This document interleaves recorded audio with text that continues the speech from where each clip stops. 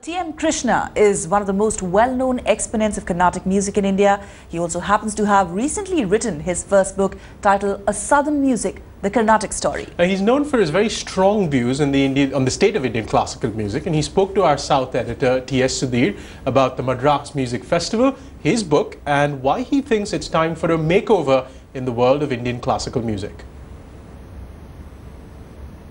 This is one of the best books I have ever read on various subjects. This is what Nobel laureate Professor Amartya Sen had to say about this book written by well-known musician T.M. Krishna called Southern Music, the Karnatic Story. Krishna, congratulations. Thank you very much for this book, and thanks for joining us on Headlines today. Such a pleasure. You have been a very fierce critic about the manner in which Carnatic music is run. You have said there is a lot of dirt in the world of Carnatic music. Well, you must be getting a lot of hate mail for having said those words. Yeah, a lot of people love me, so yes, I do. I think it's upset a lot of people. It has probably shaken up a lot of things that they believed in. But my intention is not shock value. I have to say that. It's not just to shock people out. But I think that we need to seriously introspect on various aspects of its practice.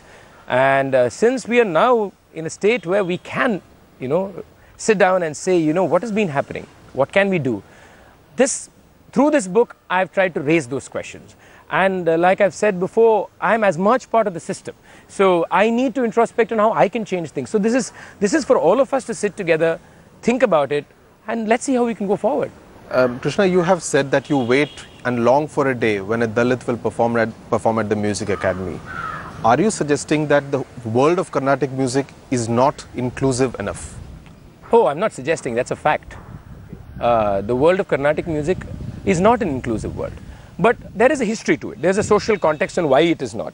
There is the whole nationalistic movement. All that has played a role, the Dravidian politics of Tamil Nadu. But without going into reasons why, the fact of the matter is today Carnatic music predominantly or even mostly is practiced by one community, which is the Brahmin community. The fact that the Brahmin community has done a lot for the art, I'm not questioning. They've been great musicians, I'm not questioning. But the fact is that we are not inclusive. And I want to say this, many people come and tell me after this, told me, have we stopped anybody? I mean, this is like saying we have a lot of schools in this country, why are not poor people coming into the school? I mean, we have to understand there's a psychology to it, there's a certain mindset to it. So how are these barriers essentially put? Many of them are not obvious barriers. Many of them are just, I've heard people telling me I feel intimidated coming and sitting in a concert. Because they feel somehow that they don't belong in that environment. There was a time when Nagaswara and Tabal were celebrated, and it's a different community that practiced it. Now they are not even seen in what we can call mainstream Carnatic music. They are in temples or at weddings. Now what have we done to revive that instrument as mainstream Carnatic instrument? Nothing. We are very happy to say that's great music, but that's not good enough. And as far as, what have we done to take this music beyond caste? See, the idea is not one way to bring other castes or to go beyond caste. I am more interested in going beyond caste. See, art doesn't belong to any one person. Okay, we are all within a cultural milieu. We should say this art belongs to every person here. And it doesn't matter to me where that person lives, what the person does. But we have not. We have to be proactive. It's not going to happen in silence. Let them come. No. There are so many social barriers. We know they still exist. We read in the papers every day. But there are psychological barriers. There are musicians who have told me that the reason they don't get opportunities is because where they come from. Now, were they exactly told this? Probably not. And these are not just caste barriers, they're also gender barriers. Of course, gender barriers operate in a different level. The gender barriers operates in level with accompanying musicians, men, refusing to play for women.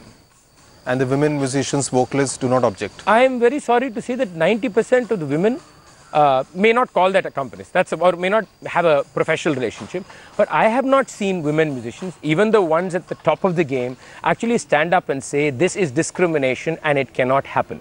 More importantly, I want to know which organizer has ever told a mridangam or a violinist who said I have not played for a woman that he will not have him in this organization. I can't think of one organizer who has probably, but as far as I know, not one. Because you should say that. If I come and tell you that I will not come play in your organization for a woman because she is a woman, then you should tell me, I'm very sorry, we don't need you. Tell me which organizer is doing that. Krishna, we are in the middle of the Madras music season. The biggest such art event held anywhere in the country? Anywhere in the world, I'm going to say. Anywhere in the world. Sorry, yeah. you have the likes of you singing to complete packed halls, Unni Krishnan, Sudha Raghunathan, all of them. But there are a whole lot of other sabhas where younger musicians, the gen next of Indian Carnatic music, probably singing to either empty halls or probably with a few less than 100. Is it that the gen next of Indian Carnatic music is not getting the kind of encouragement that it should? Well, I don't agree. I think there's a misconception the way we have read that. Let me first tell you that we all also sang at one point of time to a hall where there were only our family members sitting there. So first we have to put this in perspective that this is not something today. Everybody who comes through the ranks goes through a period when there are only 10 people. And all this many times works in terms of word of mouth. 10 people tell another, you get a crowd. So one, by itself, I don't think that is a big problem. Let us not blow that out of proportion. There are going to be less crowd for some people. I have seen young musicians today, like I went to a concert yesterday for a young musicians concert. The Music Academy free concert was almost full, which means there were about 1,200 people. The same musician, I've heard this young man 3 years ago singing in front of 50 people. So what happened? So the fact is that as you are accepted and you believe you're a talent, the crowd gathers. While I say this, I must also say that I think there is slowly a change in the audience view of art, which is the problematic part. There was a time, even till the early 90s, maybe even mid 90s, where they came to popular musicians concert or the crowd pullers concert, and they still had mind space to go to a concert which was not popular, but what they considered good music. But I feel now everybody is only centered on which brand sells or which product. So it's almost becoming like a product.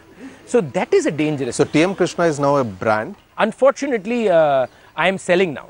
Now, if 3 years hence, TM Krishna doesn't sell anymore, TM Krishna is not going to get the audience, somebody else is going to get it. But it shouldn't work that way. But is there also somewhere an inability to connect with the lay audience for musicians of different kinds? See, one, the individual capacity always. In the sense that, is it tailor-made only for an audience who understands Carnatic music, whereas if it's somebody who does not understand, who just wants to listen to it without understanding the technicalities, you may not have anything in store for me? I don't think that's true. But one thing, the moment you ask this question, my fear is that you're comparing it with, say, film music or popular music. First, I think we should stop that.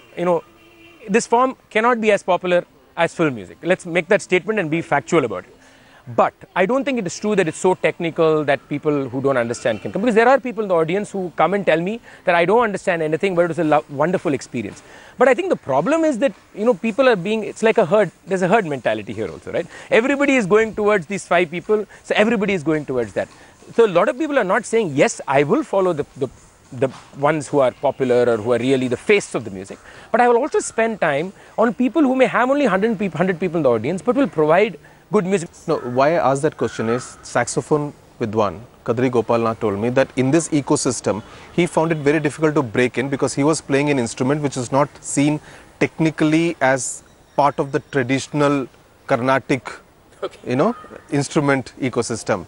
So in that sense, do you see a reluctance to kind of incorporate? I'm going to actually not agree with him.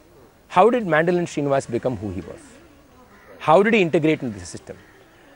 You need to also look at the other side. So I think that that may not be exactly true, because Mandolin Srinivas came with an instrument that nobody had seen before, but he flowed into it.